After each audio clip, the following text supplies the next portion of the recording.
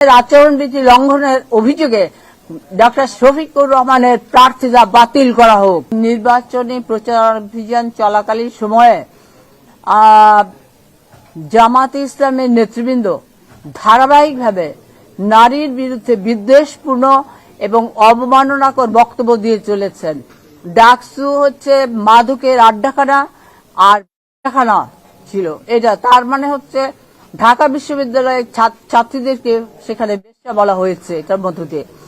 এর পরবর্তীতে আমরা দেখেছি যে জামাতের আমির ডক্টর শফিকুর রহমান তিনি আল জাজিরার সাথে যখন সাক্ষাৎকার দেন সেখানে তিনি বলেছেন যে তাকে প্রশ্ন করা হয়েছিল যে কোন দেওয়া হয়েছে কিনা, কোন প্রার্থী দেয় নারী প্রার্থী তাদের আছে কিনা। তিনি বলেছেন নারী প্রার্থী নাই, তবে তারা প্রক্রিয়ায় আছেন, তারা করবেন। বলছে যে এত বছর পরেও তাদের একজনও নারী প্রার্থীরা নাই, নারী প্রার্থী নাই, এই কথাটা বলেছেন।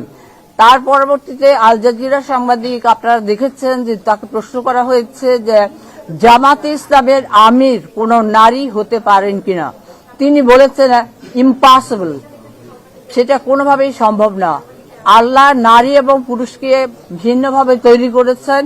নারীরা রাজনৈতিক ক্ষমতার অধিকারী হতে পারেন না, নারীর নেতৃত্ব দেওয়ার অধিকারী হতে পারেন না, এই কথাগুলি বলেছেন। আর এর দুদিন পরে আপনারা দেখেছেন আরো দুঃখজনক ব্যাপার হচ্ছে, আমরা দেখলাম জামাত ইসলামের আমির তিনি তার ব্যক্তিগত ভেরিফাইড যে এক্স অ্যাকাউন্ট সেখানে তিনি বলেছেন যে নারীরা বাইরে যায়, বিভিন্ন কাজে যায়, বিভিন্ন পেশার সাথে যারা আছে যারা যায় তারা তাদের কাজটা সেটা পতিতাবৃত্তির সমান, মানে পতিতাবৃত্তি, সব অর্থটা হচ্ছে পতিতাবৃত্তি সেগুলো।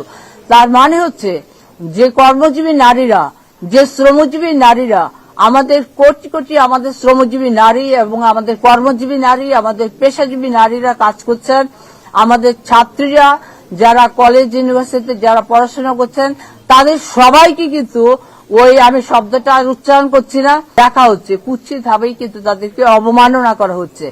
এরকম একটা অবস্থা।